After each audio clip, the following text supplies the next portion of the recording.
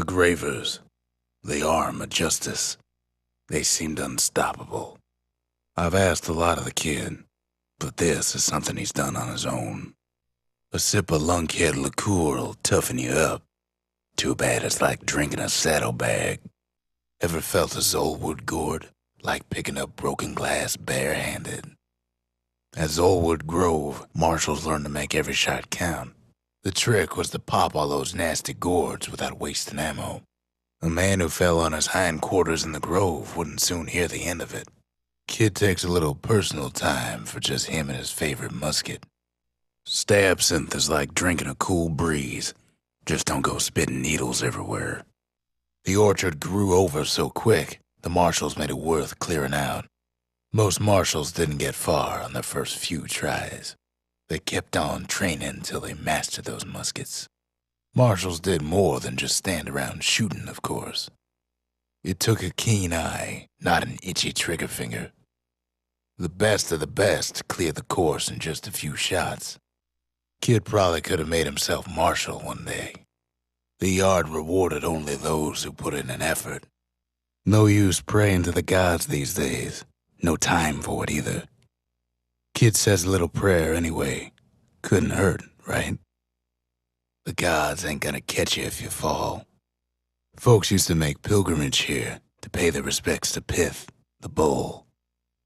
Kid ain't about to sacrifice himself for the likes of Pith. If the gods ain't dead, then they ought to be. The less said about the gods, the better. Pith Orchard. Place is a dead end in more ways than one. Well, the gods are long gone now, and the orchard core, it's long gone too. Seems Pith ain't much of a watchdog. Kid gives that old bull what's coming to him. The gods don't care about trinkets, but the kid ain't no god. Pith stood for something once. Something real. In time, though, the bull stopped being a symbol and started being decoration. He couldn't even save his loyal subjects. Pith makes a decent scarecrow, at least. Then Pith lights up like a rodeo. Ain't easy punching through his hide. Kid breaks him to bits. Must have been guarding that shrine. So what'll it be? Invoke the gods? Or tell 'em off? Kid don't need favors from the likes of Pith. Well, if the gods are alive, they must be plenty sore. Pith. Popping windbags is hard enough. No need to get the gods involved. Things might have gone worse if Kid tampered with that shrine. Kid ain't found a core, but at least he found Zolf's precious shrine. Now we can build a shrine of our own, though I got some alternatives in mind. Zolf doesn't touch the thing. Says the god of commotion is no children's toy. The Ura feared the gods. We turned them into toys, put their faces on our walls. Turn 'em round and round all you like. Pith's still gonna be ugly. The Masons. We built the city strong. Now there's only 2 of us. Now he can shoot that fang repeater all day long. The accused always got a fair shake in Celandia. Some used to take the bullhead trial. Survive the trial without taking a scratch, you'd walk away a free man. A bullhead trial taught folks 3 things. First, a good defense is a good offense. Second, gotta always watch your back. Third, ain't no godlike bull up there gonna save you. The trial pushed many a man to his limits. A lot of folks never made it out of there in one piece. Court is back in session for the kid. Old ritual for when folks believed there was this godlike bull watching over 'em. Had to make do with nothing but a shield. The smarter ones knew when to just step aside and let things go. Some folks wound up taking the coward's way out. The kid makes it out in one piece. Well, the kid always wanted to compete in the bullhead trial. The kid pulls through in fine form. The menders, they had thankless jobs, the most important kind. The kid pulls it off like it was nothing. There's a hint of pride in his eye when he gets back, and more than a hint in mine. His bow's looking lean and mean like a prize fighter. You want to tune a scrap musket, you start with the barrel. The marshals learn to pack those shells full of fire.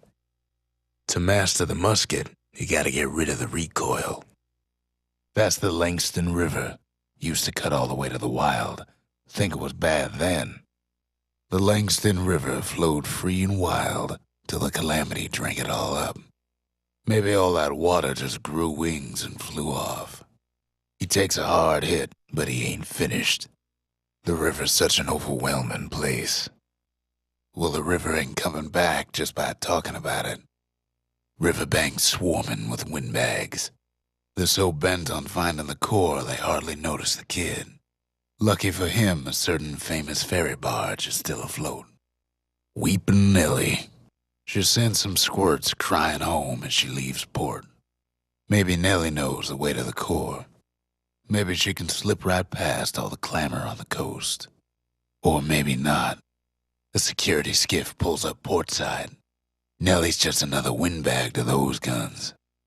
Just then, the windbags notice who she's sailing with. They're pretty steamed about what happened at Cinderbrick. They try to cut her off. They try to slow her down. They try to knock her out. Well, Weepin' Nellie tries harder.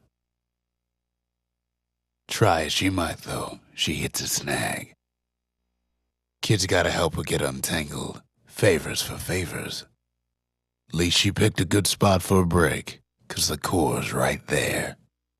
Then the kid hears an unusual sound, like 100 flapping wings. Peckers. They've been watching his every move. They had their own eyes on the core. But why?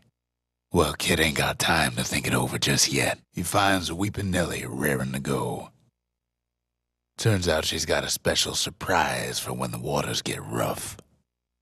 She's gonna need a little help with all them peckers.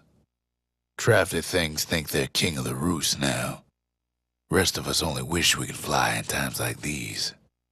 Security skiffs keep on coming starboard side. Don't seem to care what they shoot, long as they hit something. The windbags get an even better idea. Kid boards one of them skiffs like some kind of Ceylondian privateer. They aim to smash Weepin' Nellie to splinters. Well, it all proves too much for poor Nellie. She's just got to make one last stop. With her last breath, Nellie gets the kid to solid ground. Solid ground in pecker country. Seems the calamity ain't hurt the peckers' appetites. They want that core real bad. Kid shoos 'em off, knowing they'll be back.